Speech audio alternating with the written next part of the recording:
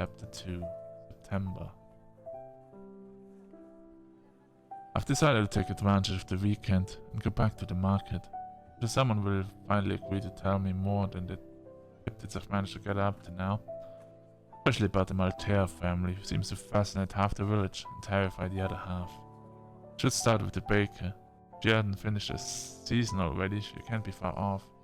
She wouldn't be taking much of a risk sharing some gossip with me, seeing as she's leaving until next summer. I see Shavad Batain on the other side of the square, talking to someone. A tall man with a self-possessed air. Could go over so that he has to introduce me. The bakery is about to close, and I might not get another chance to question Miss Bashard. What should I do?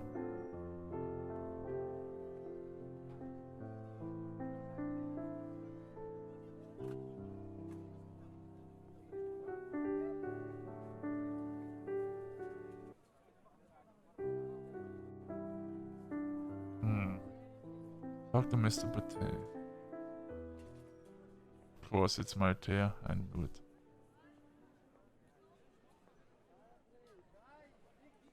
Even if we opened the house, someone living up there?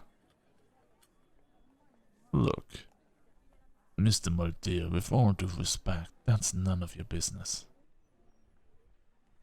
Hello, Mr. Batain. How you doing?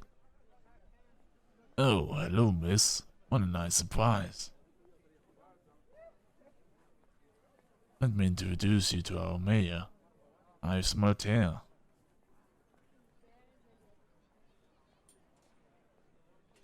Guess I'll introduce myself, it's a good thing to do. Hello, Mr. Maltea. Pleased to meet you. I'm Daphne Delatour.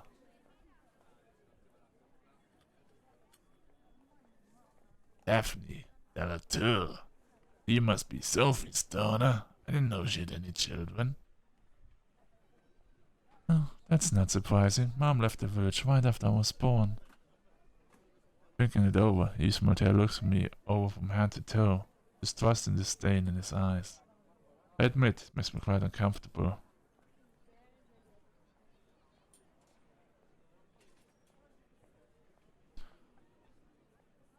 Right after you were born, you say? That's strange, I thought. Well, anyway, never mind. I'm rambling, sorry. Are you passing through? Imagine you must be eager to get rid of that unheatable old ruin. No, not at all. I'm staying, at least for the next 6 months. I'm working as a substitute in the middle school. Oh, well, so, how do you like our little village? It's not exactly Paris, London, or New York. We do our best to make people welcome. If you need anything, you know where to find me. He nudges me cheerily with his elbow. It's got Town Hall written above the door. Goodbye, young lady. What? Always good to see you. Oh, that's the famous Mr. Maltea. Yes, it is, and you should be careful of him. Everyone seems to be scared of them. Why?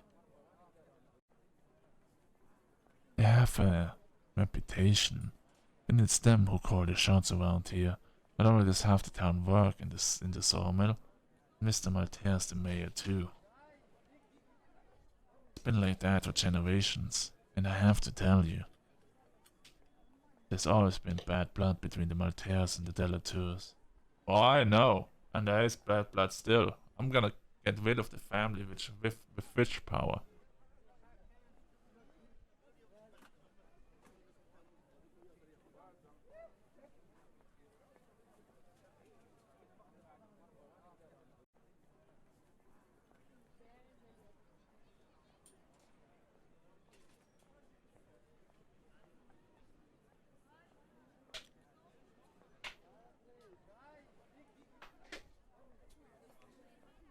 Oh, what? Things are going to change. Perhaps. But now that I'm here, things are going to change. I can promise you, I'm not going to let them walk all over me. It'd be better off not adding fuel to the flames. Maltese decided you were a threat. They'll do everything in their power to make you leave. They're hiding something. Sure, there's something shady going on ever since I arrived. It's weird. Castle? Family? You should keep your head down and stay out of it if you want my advice. Nothing good will come off getting involved. Well, I still have a few things to do. Perhaps I'll see you later, Mr. Pertine. With a small nod and heads to his car. Of course, when I reach the bakery, it's already closed for the weekend. Too bad. Go around the shops trying to find out about the Maltese as I buy fresh contents from my refrigerator. Unfortunately, now that I've been identified as the young heiress, the tongues are tied. The villagers have become surely polite, yet distant. I carry my groceries to the car. It begins to rain. And it doesn't stop for the whole weekend, in the beginning of the next week.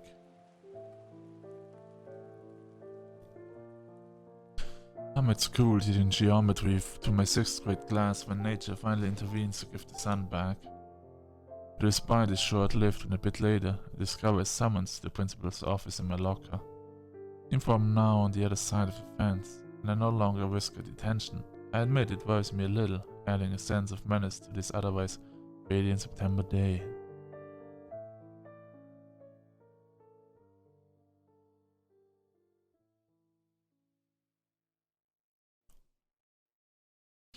When I venture into the principal's office, I discover Mr. Chastanet. Whoops. I mean, he's so bald, obviously, as a dude. Principal in a heated debate with someone who I guess is the irate mother of one of my pupils. This is a mother? That's even more surprising. The poor man is ashen. He cowers behind his desk, and he's so hunched up in his big leather chair, it is as he's melting into the upholstery.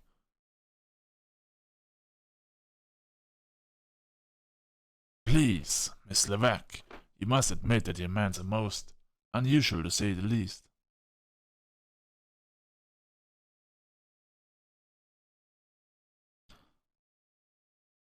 Don't forget that Miss Delatour is only here for 6 months. Everything will go back to normal when Mr. Puey comes back.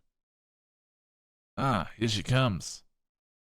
Mr. Chestnut fixes me with an imploring gaze as if it was his only hope of salvation. Do you want to see me? Yes, please take a seat. Let me introduce you to Miss Levesque, Jean-Baptiste's mother, you know, one of your 6th grade students.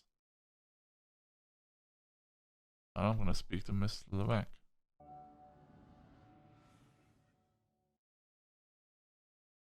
Hello, Miss Levesque. It's nice to meet you. I'm Daphne Delatour, Mr. Puey's substitute. Really I'm very satisfied with his son's work. He's an excellent student. Are you kidding me? You must realize I'm not here to talk about my son's math skills.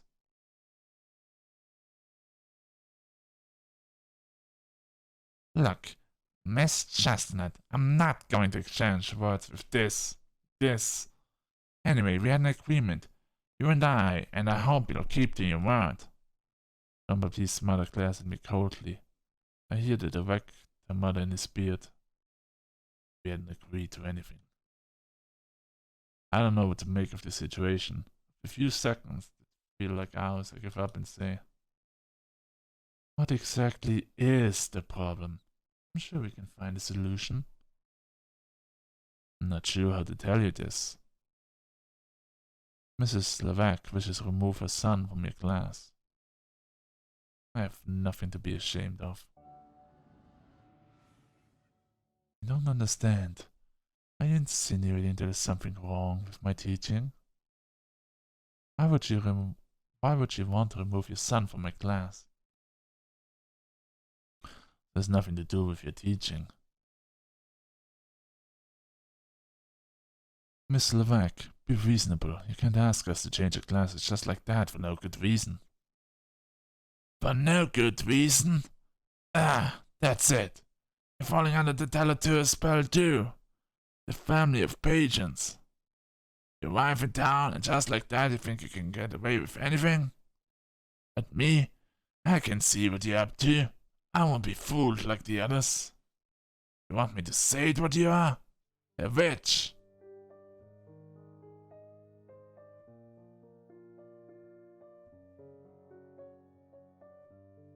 In that case, it might be unwise to make me angry.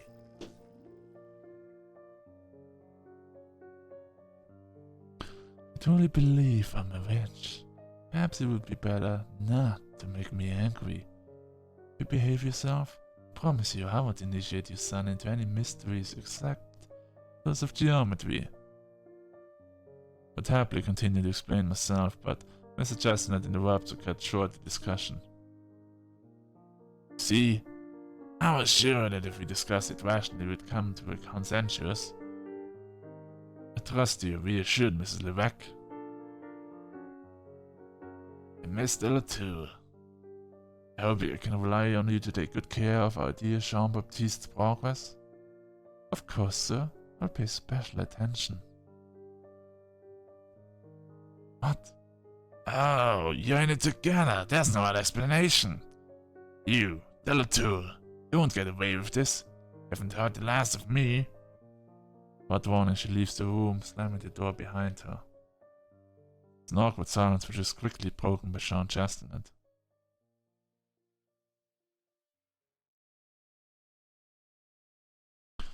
It's the third time she's busting in my office for this nonsense. I believe I owe you one, Daphne. Really got a nerve. Good job. You're welcome, Mr. Chestnut. Soothing parents, irrational fears. Also part of the job description. I finally get out of school. It's almost dark and rain is pouring down again. If today's events hadn't already annoyed me enough. I mean, honestly, what does she think she's doing making trouble for me like that as if it's normal?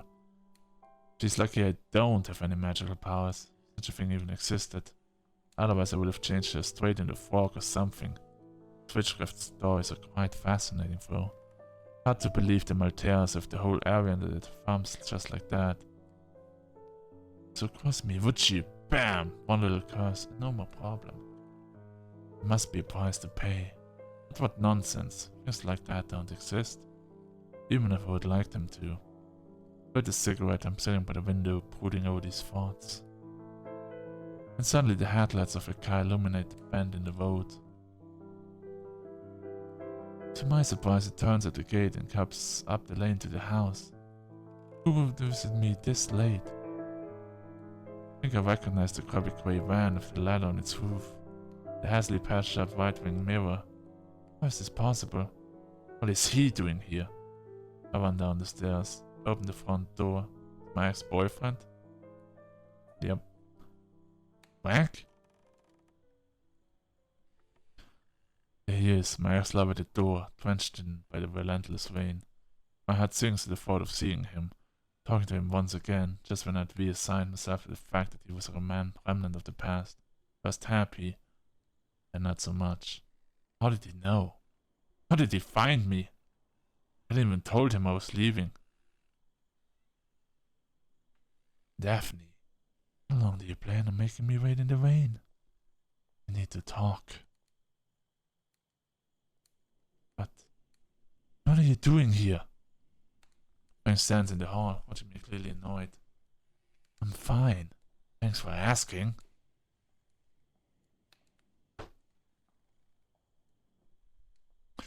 I know we broke up, but didn't it even cross your mind to call and let me know that you were moving to the other side of the country? I mean...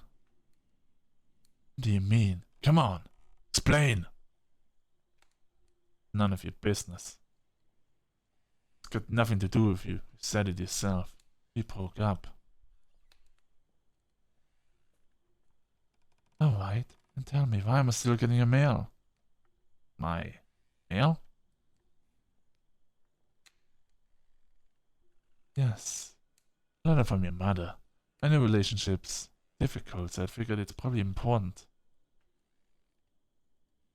And then I had to track you down, which wasn't exactly child's play. It would have been easy if you'd left me your new address. Since I'm between jobs, I thought I'd take a few days off.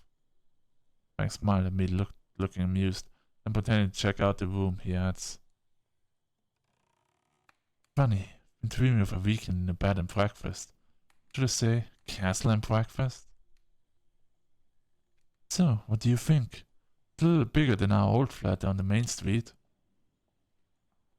Do you ever get lost on the way to the bathroom? You know, I've always thought you were a bit of a tough, wouldn't you agree, Lady Daphne? Quit talking crap. What? Don't you like Lady Delatour? What about Lady Daphne, or your Grace, Your Grace sounds perfect, don't you think? Frank is wandering around the hall, inspecting the furniture and ornaments. I'm not sure if I should like or hate him. There's one thing he's particularly good at, it's the way he can diffuse tense situation. You mind if we talk about it tomorrow? I've got to say, I'm shattered. He speaks, he pulls the letter from his inside pocket and places it on the chest of drawers in the hall. Your mother's letter. No, it's not easy for you, but if you need to talk about it, I'm right here. Thank you. Well, if it's okay with you, I'm going to crash on your sofa for a few hours. There's like 4,000 rooms up there. I can't let you sleep on the sofa. I'll set you up in a guest room. Even better, show me the way. I wake up early in the next morning. Frank must still be asleep upstairs and won't be awake for at least a couple of hours if I know him. Don't feel like getting up yet, so I decide to stay snuggled under the quilt for a few more minutes. Thinking about what happened yesterday and how odd the situation is. Frank is fast asleep in a room just a few yards from mine. Can't believe he came all this way just to bring me a letter from Mom. Is he regretting our breakup? This letter just a pretext to see me again? I was ready to never see him again after everything we'd gone through. We met almost 10 years ago. It was so unlikely with such completely different lifestyles. He was a carpenter, and I was a freshman at the university, science major, just arrived in town. There was a party at an acquaintance's. Still don't know why I was invited. I don't know why I went either. I guess when you're 20 years old, jump at any occasion to go out, I guess. The idea of escaping my student digs was enough to convince me to put on a pretty dress and jump on a bus. Frank shouldn't have been there either. He was working on a particularly demanding project. The hostess had insisted until he had given up and agreed to come. I guess that's what you call fate. The magic worked right away. And it was the same old story. A few years later, we moved in together. It was stupid paying 2 rents when we were living with each other all the time. Years ago, we took things a step further. Buying small carpentry business was doing well. HT was on track. The subject just came up by itself.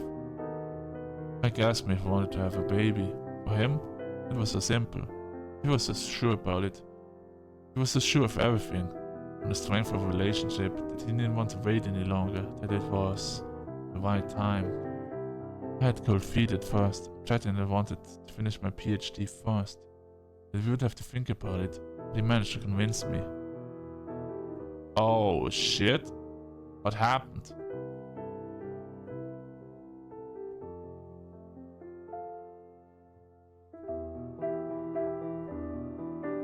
It wasn't that hard. I loved him more than anything. I knew that sooner or later I wouldn't want to start a family with him. Ah, wait. We were happy. And then, late in the pregnancy, a few weeks before the due date, I lost a child. They made me keep the lifeless thing in my belly for days until the doctor decided to induce labor. She didn't understand what had gone wrong. Frank stayed with me at every step. He held my hand as I expelled death from my womb. The doctor refused to let me see the baby, projecting that I was too fragile to handle it. I saw Frank's eyes when they pulled the motionless and silent corpse out of me. I clung to him as much as I could. There was a chasm in my chest. I didn't want to admit it to myself, but I knew something was irrevocably broken. Frank decided to incinerate the body and scatter the ashes. Burying the body meant naming it, making it, in a way, exist. It was much more than we could bear. In any case, I was incapable of making any decisions.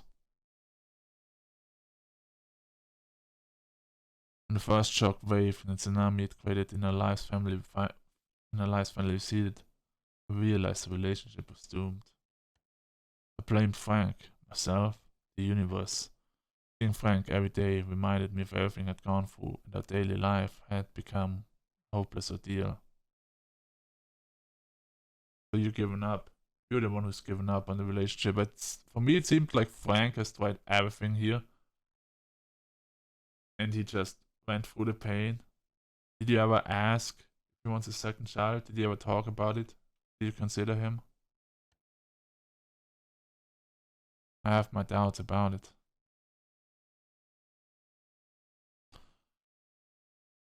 One day it was too much, so I closed the door on that life. Frank kept our old apartment, and I took a furnished flat in the meantime. Then, a couple of months later, the notary told me that grandmother had just passed away, and she'd bequeathed everything to me. I take a quick shower, then go downstairs. The noise from the coffee machine tells me that Frank's found his way to the kitchen. Arm's ladder still propped in the chest of drawers in the hall. I'll have to open it sooner or later. What should I start with? Read the letter.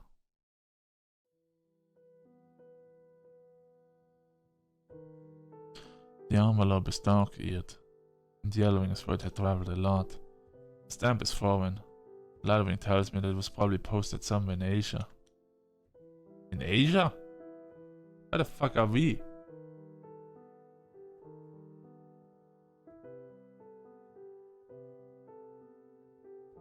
Why is our mom so far away? I opened it with a shaking hand. It's the first news I've had from her for years. Been what? 5 years? 6 years? I can't remember the last time we talked. Frank has never even met her. Wow! Holy shit. But we have been together for 10 years. I only met 10 years ago, but pretty sure we've been together for 10 years then. Damn. Now we met her? It's crazy. She was always a terrible mother, extremely controlling, but also glacially cold and strict. When I turned 18, I got a university scholarship, which allowed me some financial independence, which in turn quickly became total independence. I couldn't put up with her interference in my life any longer. Little by little, we lost touch.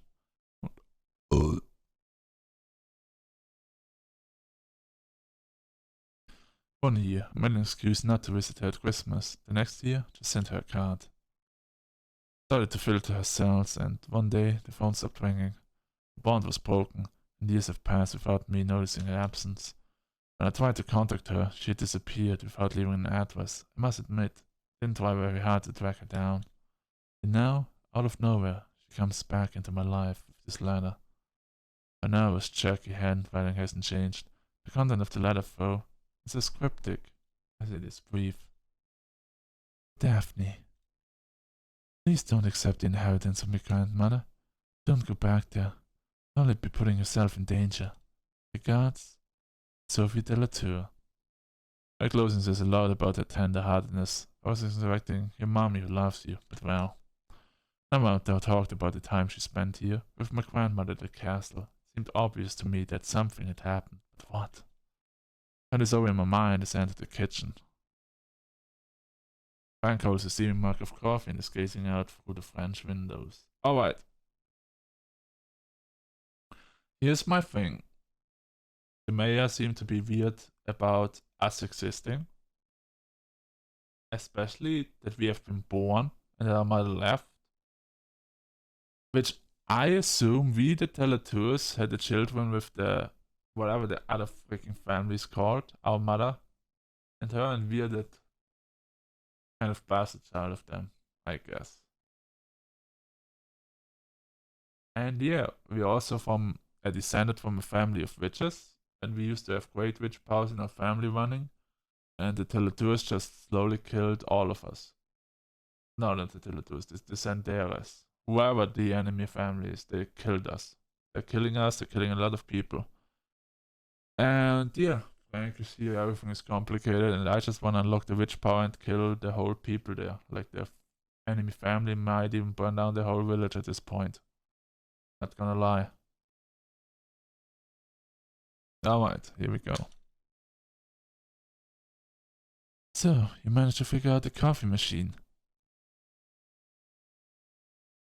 You know me. About my morning caffeine, I'm a total zombie. Did you sleep well?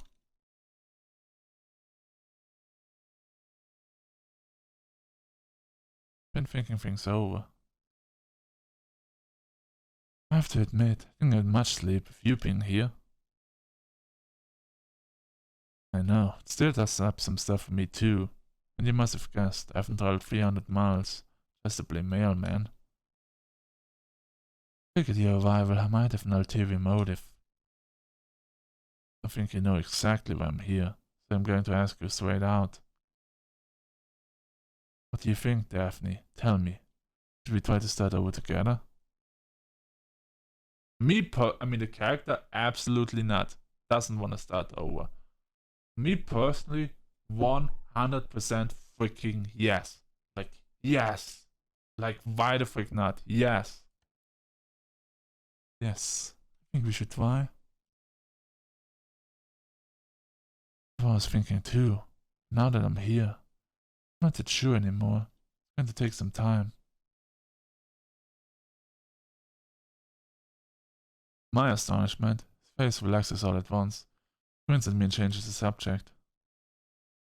Seriously, what have you been doing here all this time? Tell him about my life and everything that's happened since I arrived. The Bertines, the Malteras, they're the evil ones, the Malteras are the evil ones, the tower with no entrance, and all the crazy stuff. Mention that now I'm a school teacher. Also tell him about Mom's letter. He's not sure what to make of it either. Right, well, just gotta say your stories are very exciting, but also kind of worrying. Here's what I suggest. Whatever happens, I'm going to stick around here for a while. Don't have any contracts in the near future, and I can afford to give myself a couple of weeks off. After that, we'll see. If I find some work around here, stay a few more months. Not as if there's anyone waiting for me to come home. It will have given us time to think things over. Is it bother if I stay at the castle for a week or two, just until I can find a room somewhere? You can stay a few days. And you think I'd throw you out? Of course you can stay for a few days. Till you get your bearings. Thanks. It's kind of you not to make me homeless. Don't thank me. The least I can do. So, how do we do this? I want to get under your feet. There's no reason we'd be in each other's way. The house is plenty big enough for both of us. I was just thinking, I'd better tell the Warrens you're here before I leave. We don't want Mr. Bertine to shoot you like a rabbit if he sees you hanging around the house. That's very reassuring. Don't be silly, they're very nice, you'll see. Really gotta get going. Enjoy your day. You too. Try to put my thoughts in order as I drive to school. It's quite a lot to digest.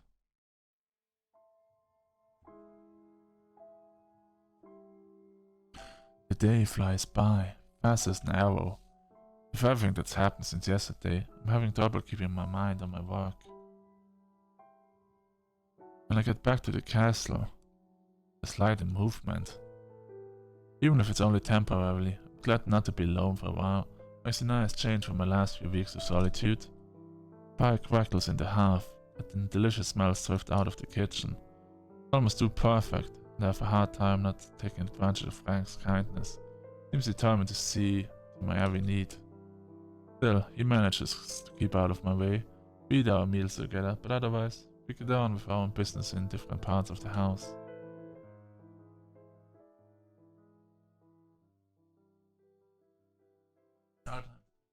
Where did it go? I drank all of it? Well, goddamn. As promised, about 10 days later, he tells me he's found a small furnished flat in the village. He's moving the next day. I'm sad to see him go. I tell myself it's for the best.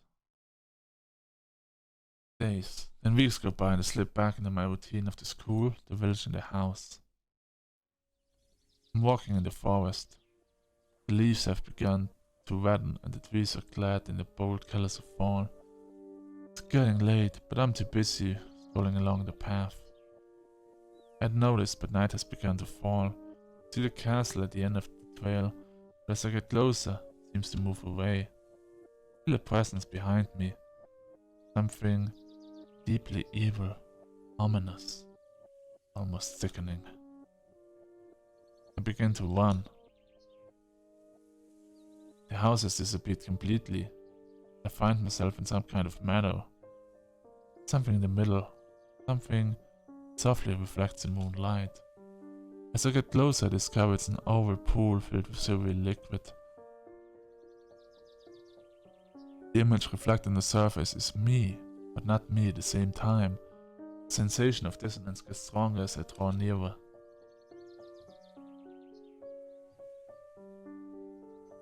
I can make out my facial features. Something has changed. I realize I'm dressed all in black. My hair is grown. My eyes seem to burn with a cold light, almost chilling. I reach out the mirrored surface, my fingers stretched out. The reflection starts to tremble, as if it was resonating. When my finger touches the cold and strangely clammy surface, it shatters into 1,000 pieces. For a few moments, the darkness is absolute. I'm in some kind of garden. A heavy fog surrounds me. I'm moving toward the reddish light that pulls me toward it like a lighthouse in a muffled, turbid storm. I can make out a statue, sort of human-sized sphinx, carved in granite. Something majestic yet profoundly sad in the hunched-up, impassive attitude of the creature. When I'm close enough to distinguish it, I realize the creature wears my face. I see my countenance reflected in hers like a mirror. And her eyes come alive. The imploring, helpless look seems to beg for mercy. I'm frozen in contemplation, my heart overflowing with sadness and awe, and once again I feel a sickening presence like a warm breath on the back of my neck. I turn, struggling against the terror which invades me, and suddenly I'm falling endlessly. Darkness buries me. I wake up with a jolt.